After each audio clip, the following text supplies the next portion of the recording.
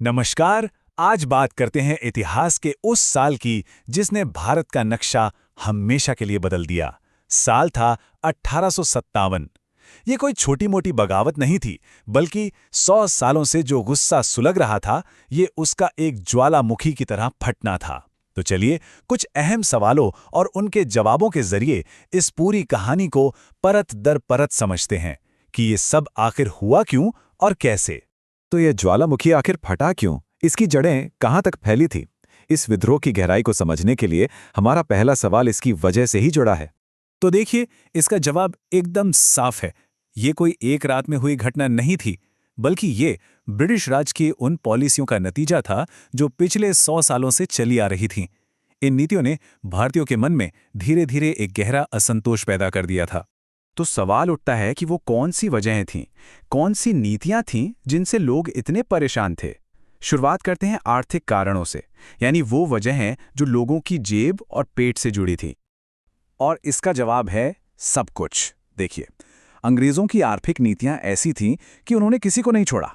सोचकर देखिए, देश का कच्चा माल सस्ते में बाहर भेजा जा रहा है, किसानों पर लगान का भारी बोझ है, और जो हमारे छोटे मोटे उद्योग थे उन्हें भी खत्म कर दिया गया। मतलब किसान हों, जमींदार हों या कारीगर, हर कोई परेशान था। पैसों की मार तो थी ही, लेकिन राजनीतिक तौर पर भी माहौल बहुत खराब हो रहा था।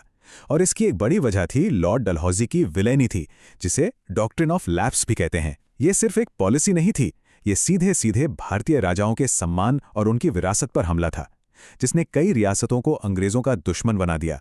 तो ये विलय नीति थी क्या? असल में ये जमीन हड़पने का एक बहाना था। नियम सीधा था, अगर किसी राजा का अपना बेटा नहीं है तो उसका राजपाट सीधे अंग्रेजों का हो जाएगा। गोद लेने की जो हमारी सदियों पुरानी परंपरा थी, उसे मानने से इनकार कर दिया गया। सतारा वो पहली बड़ी रियासत थी जो इसका शिकार बनी, और इसके बाद तो जैसे एक सिलसिला ही शुरू हो गया। अब आते हैं सामाजिक और धार्मिक मामलों पर। देखिए, अंग्रेजों ने कुछ सुधार तो किए, जैसे सती प्रथा पर रोक, जो बेशक एक अच्छी बात थी, लेकिन आम लोगों को ये अपने धर्म और परंपराओं में सीधी दखलंदाजी लगी।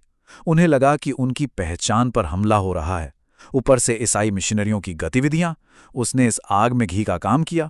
तो देखिए, माहौल तो पहले से ही तैयार था, बस एक चिंगारी की देर थी, और वो चिंगारी बने चर्बी वाले कारतूस। एक अफवाह फैली कि नई एनफील्ड राइफल के कारतूसों पर गाय और सूअर की चर्बी लगी है।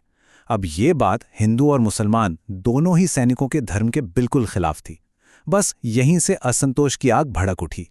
तो कारण तो हमें पता चल गए। अब देखते हैं कि ये विद्रोह शुरू कैसे हुआ और कैसे ये पूरे भारत में एक जंगल की आग की तरह फैल गया। और इस विद्रोह का पहला चेहरा बने मंगल पांडे। 29 मार्च 1857 को बैरकपुर में उन्होंने जो किया, वो सिर्फ एक सिपाही का गुस्सा नहीं था, वो आज़ादी की लड़ाई की पहली बुलंद आवाज़ थी। और वो इस महान संग्राम के पहले शहीद बने। और ये आग बहुत तेजी से फैली। इस टाइमलाइन को देखिए, 29 मार्च को मंगल पांडे का विरोध, और 2 महीने से भी कम समय में 10 मई को मेरठ से विद्रोह की औपचारिक शुरुआत हो गई।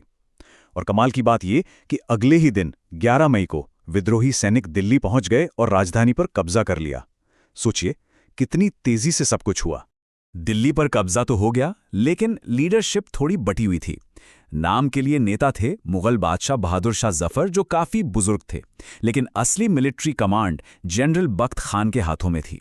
और यही आगे चलकर एक दिक्कत भी बनी कि कोई एक मजबूत सेंट्रल लीडरशिप नहीं थी। और ये लड़ाई सिर्फ दिल्ली तक ही सीमित नहीं थी, ये पूरे उत्तर भारत में फैल चुकी थी। कानपुर में नाना साहब, लखनऊ में बेगम हजरत महल, झांसी में रानी लक्ष्मीबाई, और बिहार के जगदीशपुर में तो 80 साल के कुंवर सिंह ने मोर्चा संभाला हुआ था। हर जगह अपने अपने हीरो थे जो अपनी जमीन के लिए लड़ रहे थे।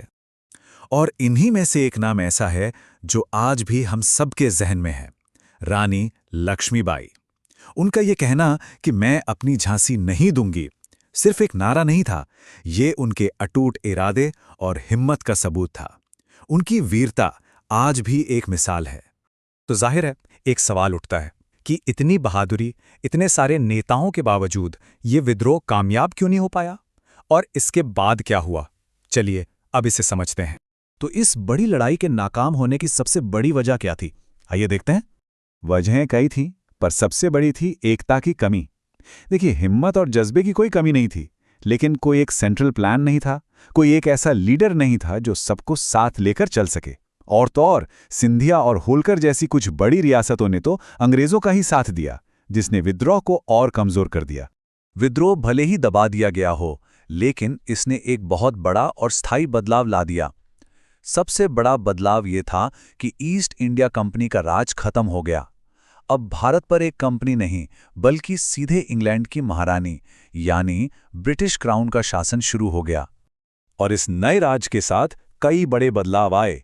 गवर्नमेंट ऑफ इंडिया एक्ट 1858 पास हुआ।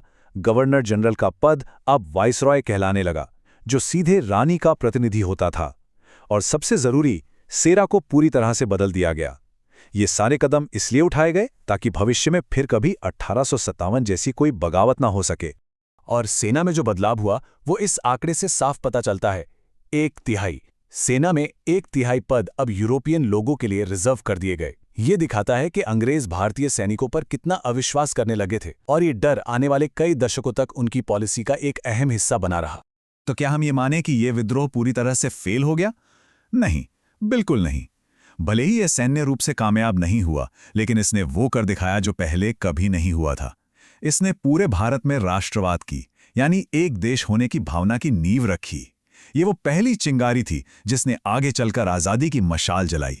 तो आखिर में एक सवाल सबके लिए, इतने सारे महान योद्धाओं में से इस विद्रोह का सबसे बड़ा हीरो किसे माना जाए?